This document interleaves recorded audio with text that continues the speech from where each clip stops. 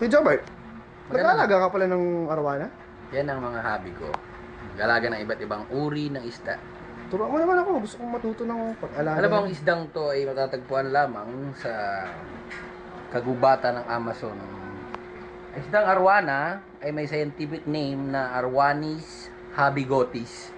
Pero yung may bigote. Oo nga, no. Nag-iiba-ibang kulay niyan. Anong kulay?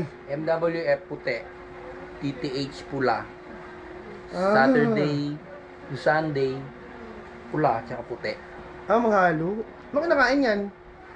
Iba-iba mga insekto, mga pellets, yung kinakain ng ibon, mahilig yan doon.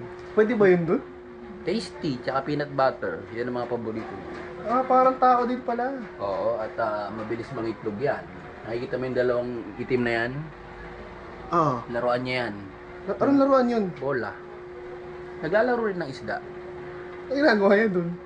Nauntog-untog niya ng ganun yung bumuka niya. May ganun pala yan. Kasi na-exercise yan eh. Kung nakita mo kumain niya ng butiki, mabibigla ka sa galing. Kumakain ng butiki yan? Kumakain ng butiki yan. Nilulunod niya.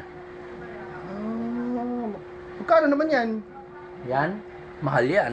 Magkano yung ganyan? 75 pesos. Grabe. May kasamang tsinelas. Grabe naman. Naku, salamat. Kaya dapat yung hangin, continuous yan eh. Kasi dyan siya kumukuha ng carbon monoxide. Yan ang hinihinga ng isda, carbon monoxide. Paano nililinis yung aquarium na yan? Mahirap ba? Hinihigop ng hose. Yung aquarium? Hindi, yung tubig lang. Kasi hindi kasi ang aquarium sa hose. Mabilis. Mabilis lumaki ang arwana. Gano'ng katagal?